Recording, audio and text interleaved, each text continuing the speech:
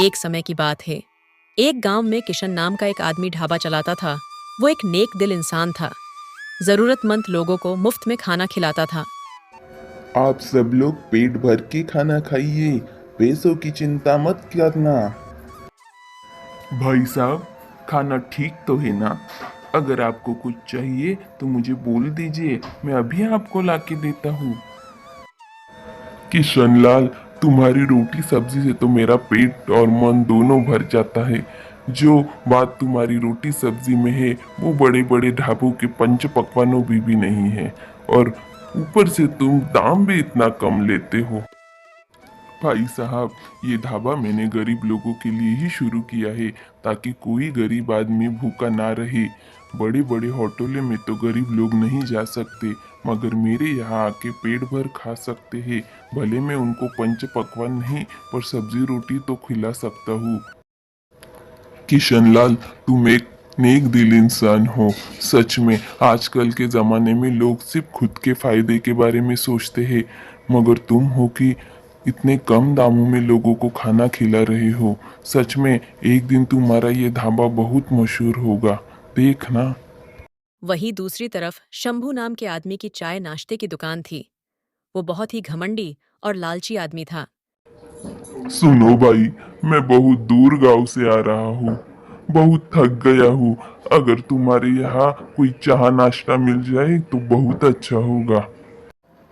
पंडित जी, मुझे क्षमा कीजिए, मैं आपको चाय नहीं पिला सकता। मेरी दुकान में चाय पत्ती और दूध खत्म हो गया है। इसीलिए आप कृपा करके दूसरी दुकान पे जाइए और वहाँ चाय और नाश्ता कीजिए। ठीक है, कोई बात नहीं, मैं दूसरी जगह पे जाके चाय नाश्ता कर लूंगा।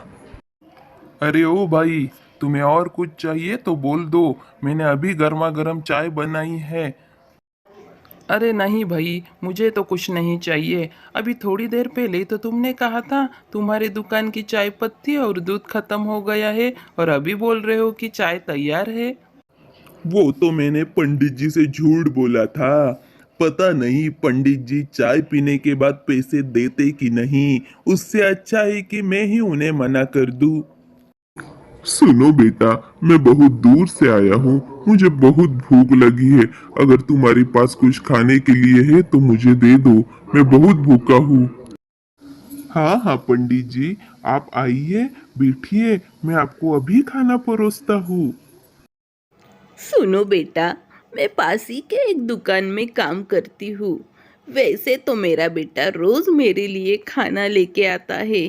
पता नहीं आज क्यों नहीं आया। मुझे बहुत जोरों की भूख लगी है और मेरे पास तो पैसे भी नहीं है। अगर तुम मुझे खाने को दो तो बहुत अच्छा होगा। मेरा बेटा जैसे ही आएगा मैं तुम्हारे पैसे दे दूंगी। ठीक है माँ जी, आपको बहुत भूख लगी है ना?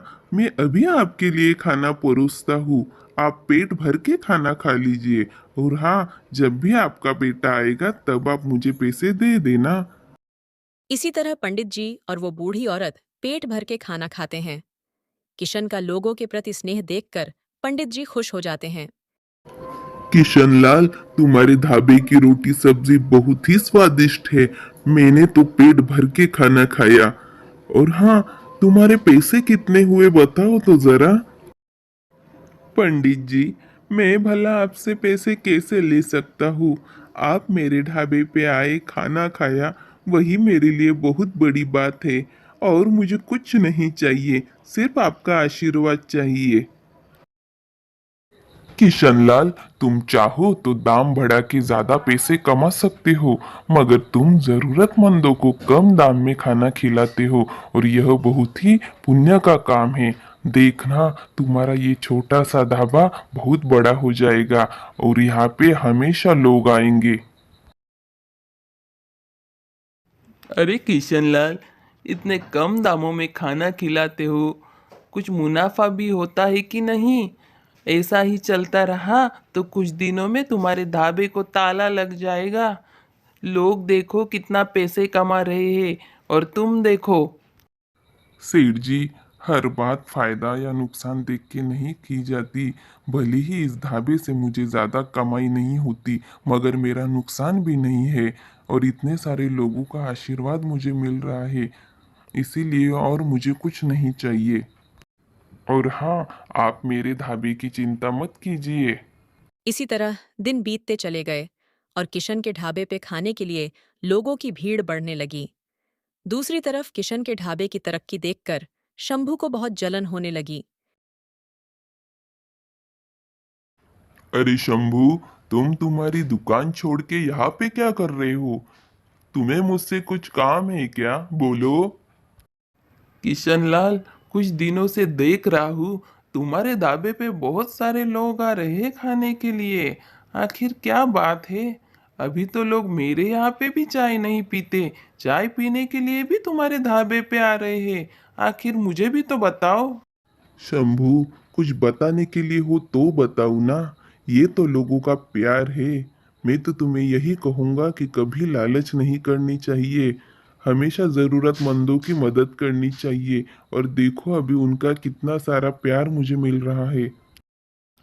किशनलाल, तुम्हें नहीं बताना है तो मत बताओ। तुमने क्या सोचा तुम मुझे ज्ञान दे के जाओगे और मैं मान लूंगा? बिल्कुल नहीं। अब तो मुझे ही कुछ करना पड़ेगा, वरना कुछ दिनों में मेरे दुकान को ही ताला लगाना पड़ेगा। अरे शंभू, तुम किस चिंता में हो? कब से तुम्हें देख रहा हूँ, चुपचाप खड़े हो। मुझे तो बहुत फिक्र हो रही है। इस किशन लाल की ढाबे की वजह से लोगों ने मेरी दुकान पे आना कम कर दिया। ऐसा ही चलता रहा तो कुछ दिनों में मेरा दुकान बंद हो जाएगा। अरे भाई, वहाँ पे खाना कितना स्वादिष्ट मिलता है, और चाय भी, और इतने कम दामों में मिलेगा तो लोग वहीं पे जाएंगे ना। और हाँ, तुम कुछ भी कर लो, कोई फायदा नहीं होने वाला। चलो उठो, निकलो यहाँ से। मेरे दुकान पे बैठ के उस किशन के ढाबे की तारीफ कर रहे हो, दोबारा यहाँ पे मत आना। दूसरे दिन अचानक किशन के ढाबे में चारों ओर धुआं छा जाता है। अरे, ये धुआं कहाँ से आ रहा है? मैंने तो किशन के ढाबे में आग लगाई है, और ये आग मेरे दुकान में कैसे आ गई? बचाओ बचाओ, कोई बचाओ मुझे। शंभू के दुकान में आग चारों ओर तेजी से फैलने लगती है और वो जोर जोर से चिल्लाने और रोने लगता है। बचाओ बचाओ, कोई तो बचाओ मुझे। अरे शंभू, तुम्हारी चीखें सुन के मैं यहाँ पे भाग के आ गया। तुम्हारे दुकान में इतनी आग कैसे लगी? खैर चलो जल्दी से, मैं तुम्हें यहाँ से सही सलामत बाहर निकालूंगा। तुम शांत हो जाओ। इसी तरह देखते ही देखते आग की लपेटों में शंभू का दुकान जलकर पूरी तरह खाक हो जाता है। शंभू, शांत हो जाओ, रोना बंद कर दो।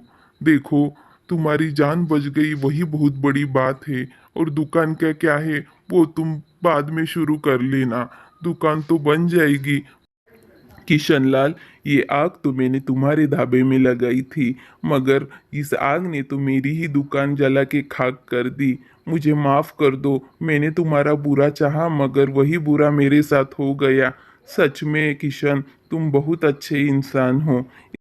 शंभू, जो हुआ उसे भूल जाओ, और आगे से कभी किसी के बारे में बुरा मत सोचना। हमेशा अच्छा सोचना, देखना तुम्हारा भी भला होगा।